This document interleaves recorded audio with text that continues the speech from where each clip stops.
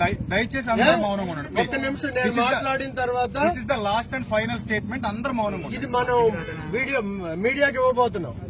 ఇక్కడ ఉన్నటువంటి వాళ్ళల్లో all India Christian council state president గారు రైమో జోహాని హలోనిన్ గారు ఇక్కడ ఉన్నారు. అలాగనే ఏఐసిసి తూర్పుగోదావరి జిల్లా ప్రెసిడెంట్ గారు బ్రదర్ మోజస్ బాబు గారు ఇక్కడ ఉన్నారు. అలాగనే రాజమండ్రి సిటీ ఏఐసిసి ప్రెసిడెంట్ గారు పిఎం రాజు గారు ఇక్కడ ఉన్నారు. అలాగనే మరి అందరికీ సుపరిచితుడైనటువంటి మంచిగా డిబేట్ చేస్తూ క్రైస్తవుల పట్ల అన్ని అభిప్రాయాల్ని కూడా క్రోడీకరించి ఒక మంచి ఎసెన్స్ ఇస్తున్నటువంటి విజయ్ ప్రసాద్ రెడ్డి గారు కూడా ఇక్కడ ఉన్నారు. అలాగనే తూర్పుగోదావరి జిల్లా పాస్టర్స్ ఫెలోషిప్ నుంచి రెవరెండ్ టాటా విక్టర్ గారు, క్రైస్తవ సమాజం నుంచి దాడి నాగేశ్వరరావు గారు, అలాగనే నేను విజయసారథి, మేమందరం ఇక్కడ ఉన్నాం. ఈ రోజున మేమందరం కలిసి ఒక రిపోర్ట్ ఇవ్వబోతున్నాము. మా అందరి పక్షంగా మాట్లాడవలసిందిగా మరి సహోదరులు విజయ్ ప్రసాద్ రెడ్డి గారు ఈ మాట మాట్లాడబోతున్నారు. వారు మాట్లాడాలని చెప్పి తెలియజేస్తున్నాము. మాట్లాడండి, స్టార్ట్ చేయండి. క్రైస్తవ సమాజానికి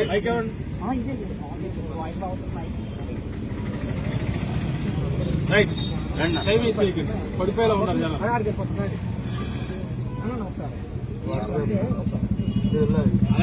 బాబు ముందు సరే సరే సరే సరే వినబడుతుంది కదా అందరికి.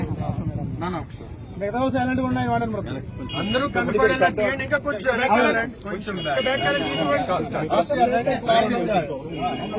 సామ్యూల్ రాజు గారు. క్రైస్తవ సమాజానికి ఉదయం నుంచి ఏం జరిగిందో ఒక్క ముక్కలో చెప్తాను, దయచేసి వినండి.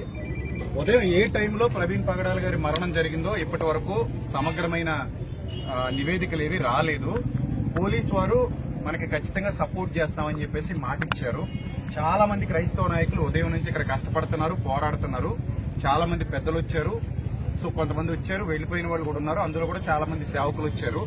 అయితే ఇక్కడ విషయం ఏమిటంటే క్రైస్తవ సమాజానికి ముఖ్యంగా అనుమానాస్పద మృతిగా ఎఫ్ఐఆర్ ఫైల్ చేయమని మేము కోరడం జరిగింది. నాయకులందరూ అదే కోరడం జరిగింది. అనుమానాస్పద మృతిగా ఎఫ్ఐఆర్ ఫైల్ చేశారు. ప్రవీణ్ పగడాల గారి రక్త సంబంధికులు ఎవరో ఒకరు వచ్చి కంప్లైంట్ ఫైల్ చేస్తే తప్ప పోస్ట్ మార్టం చెయ్యము అని పోలీసు వారు తేల్చి చెప్పేశారు. సో వాళ్ళ మిసెస్ గారు, వాళ్ళ బ్రదరు అమెరికా నుంచి బయలుదేరి వచ్చారట ఆయన. సో వాళ్ళందరూ ఇప్పుడు రాజమండ్రికి రాబోతున్నారు. వాళ్ళు వచ్చి పోస్ట్ మార్టానికి, వాళ్ళు ఎఫ్ఐఆర్ ఫైల్ చేసిన తర్వాత పోస్ట్ మార్టానికి వెళ్తుంది బాడీ. సో బాడీ చూస్తే మాత్రం అది అనుమానాస్పద మృతిగానే ఉంది తప్ప అది యాక్సిడెంట్ లాగా అనిపించలేదు. ఏమో ఒకవేళ పోస్ట్ మార్టం అయిన తర్వాత యాక్సిడెంట్ అంటే గనక మనం దాన్ని ఒప్పుకుందాం. కానీ ప్రస్తుతానికి ఆ ఫేస్ చూస్తుంటే అది యాక్సిడెంట్ లాగా అనిపించట్లేదు. This is the final report. ఇక్కడ మాకు తెలిసినటువంటి సమాచారం ఇది మాత్రమే. సో చాలా కష్టపడి సోదరులందరూ నిరసన వ్యక్తం చేశారు. నడి రోడ్డు మీద ఎండలో కూర్చున్నారు, చాలా కష్టపడ్డారు. పోలీసు వారికి తెలియజేశారు. అలాగే ఏబిఎన్ వారు వచ్చారు, TV9 వారు వచ్చారు, RTV వారు వచ్చారు. వాళ్ళందరికి కూడా క్రైస్తవ నాయకులందరి గొంతు వినిపించడం జరిగింది. వాళ్ళు ఏ మేరకు మీడియాలో మరి క్రైస్తవ్యానికి సపోర్ట్ చేస్తారో ప్రస్తుతానికి తెలీదు. వాళ్ళు సంపూర్ణంగా చేస్తారని నేను కూడా ఆశిస్తానని మేమందరం ఆశిస్తున్నాం. రైట్. ఇక క్రైస్తవ సమాజానికి ఇచ్చే చివరి పిలుపు ఏంటంటే, ప్రస్తుతానికి క్రిస్టియానిటీలో దాడులు జరగడం, ఎవరు పడితే వాళ్ళు నోటుకొచ్చినట్టు క్రైస్తవ్యం మీద మాట్లాడడం జరుగుతుంది. సో మనందరం ఐక్యంగా ఉండాలి. ఇలాంటి సంఘటనలు పునరావృతం కాకుండా మనందరం మన ఐక్యతను చాటి చెప్పాలి. రెండో పాయింట్ ఏంటంటే, ఒకవేళ ఈ రోజు పొద్దున వచ్చినటువంటి న్యూస్ ఏంటంటే, ఒక మతోన్మాది తన ఛానల్లో పోస్ట్ పెట్టేటట ఎవరు చంపేశారో అని.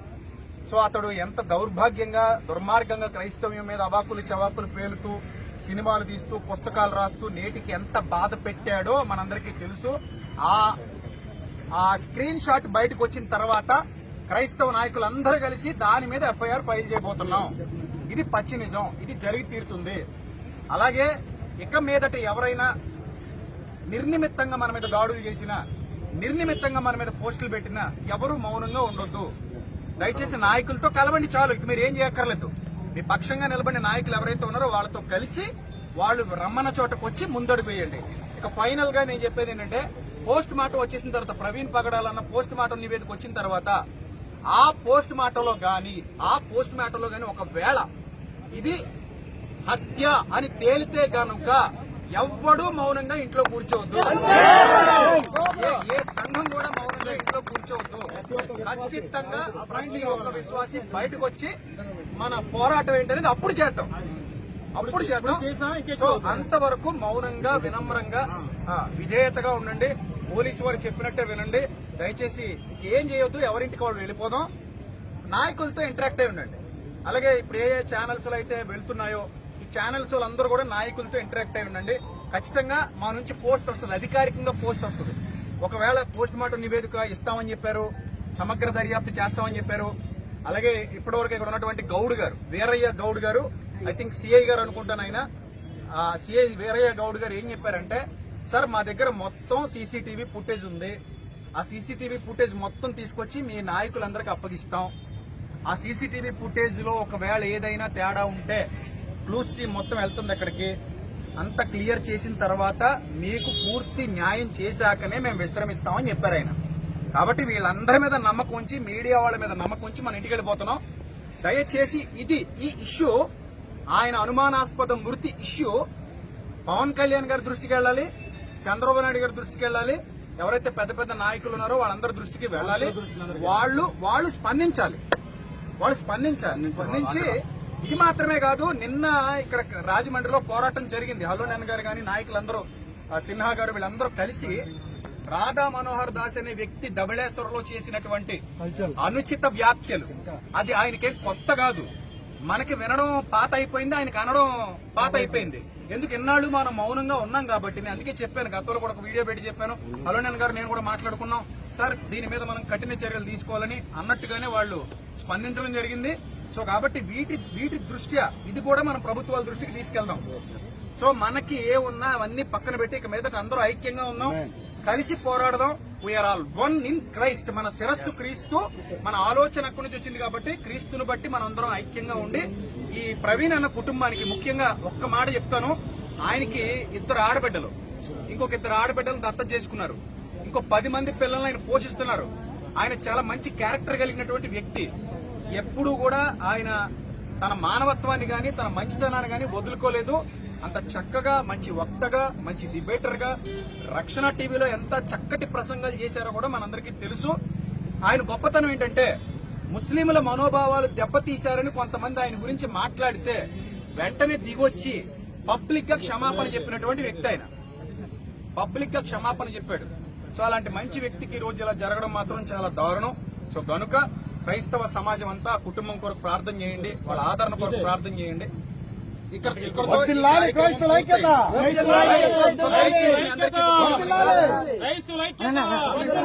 ఇదే ఐక్యత ఆఖరి వరకు ఉండాలి.